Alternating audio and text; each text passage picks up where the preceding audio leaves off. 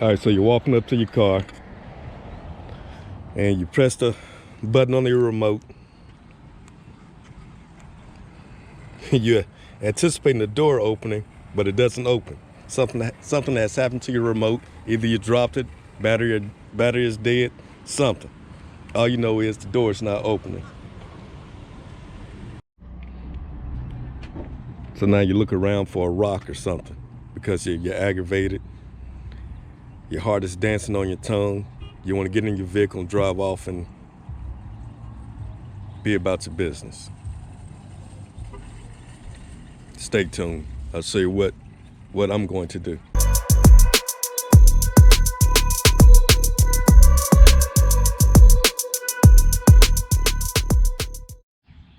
I'm going to show you what I did. So in the event that I encounter a situation like that, I'm not stranded someplace. I'm going to install a momentary switch in the fender well. It's going to look clean.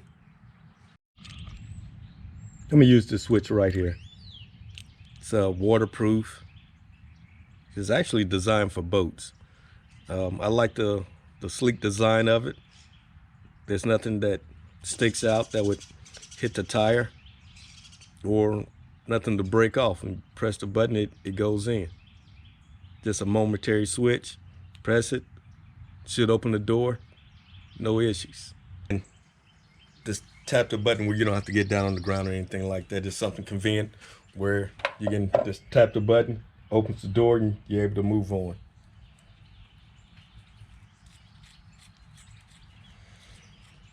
I'm going to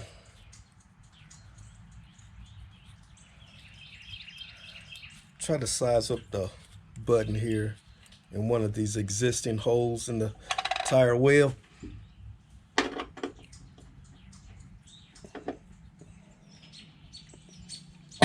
Just have to go maybe one size larger.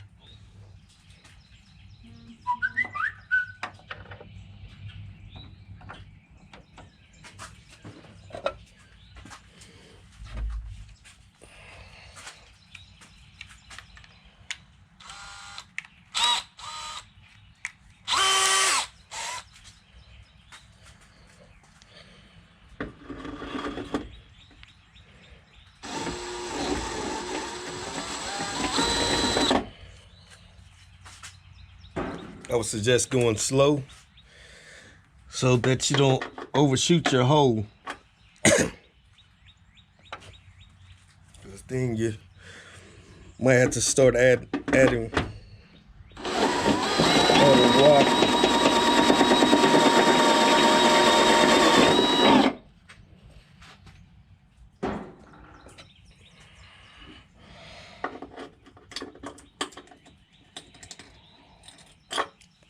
It's a little bit bigger, and we'll be there.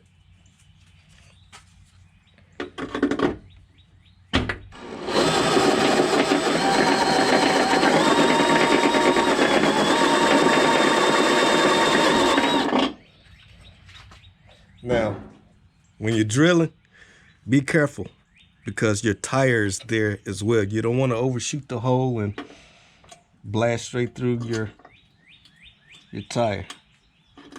Wouldn't that be an aggravation?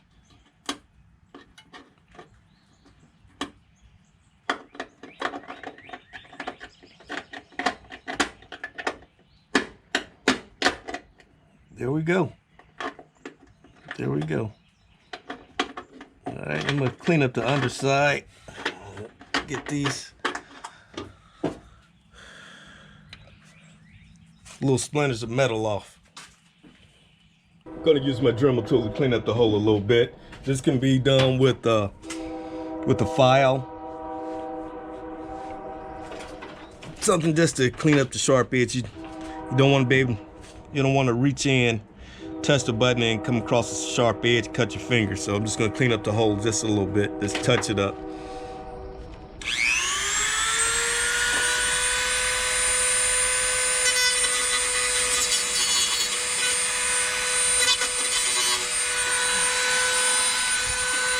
Just want to make sure there's no sharp edges.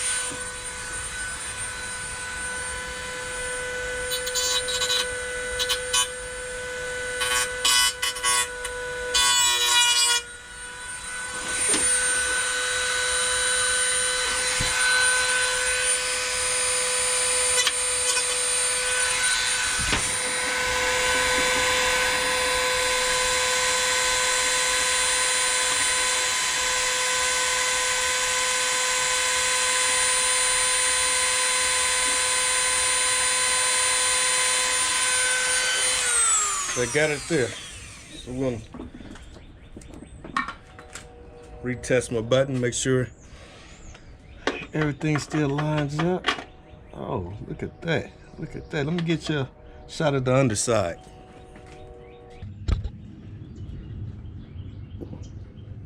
Now that looks clean right there. You can barely tell that the button is there. That's clean. Let me, for those that couldn't see it, I pushed it through for you.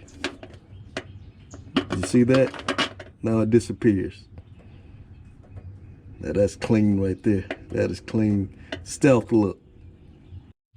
I'm going to go ahead and run my wires from the relay, go into the door popper, go ahead and get that connected up. I'm going to show you the finished product. I wasn't going to show this, but it could be beneficial to someone else.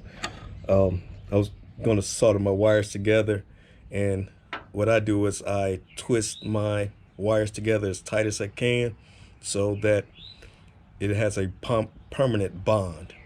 You see that I twist the wires together real tight as I can so that when I go to solder the wires, it's a permanent bond.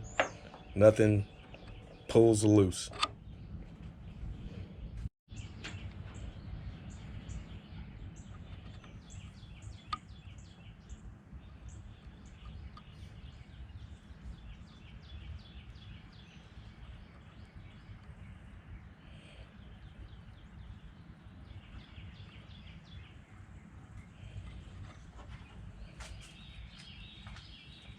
Electrical tape, I strongly suggest that you wrap the end with the electrical tape. Just prevent anything coming in contact with the switch. All right, got the button installed.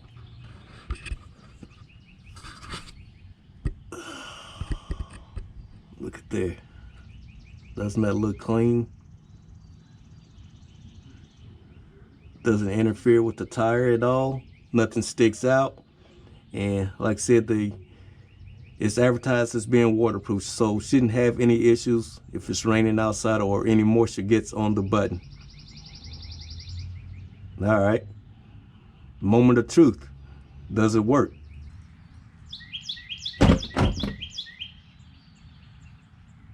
Oh, let's see that again.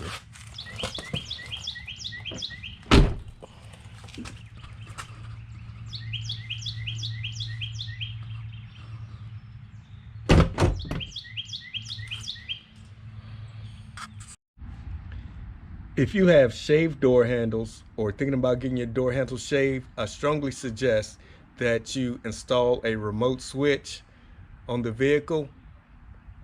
Just in case, in the event that your remote doesn't work, you still have a second way of getting into the vehicle and you're not someplace frustrated, aggravated, and going to the extreme to get into your vehicle.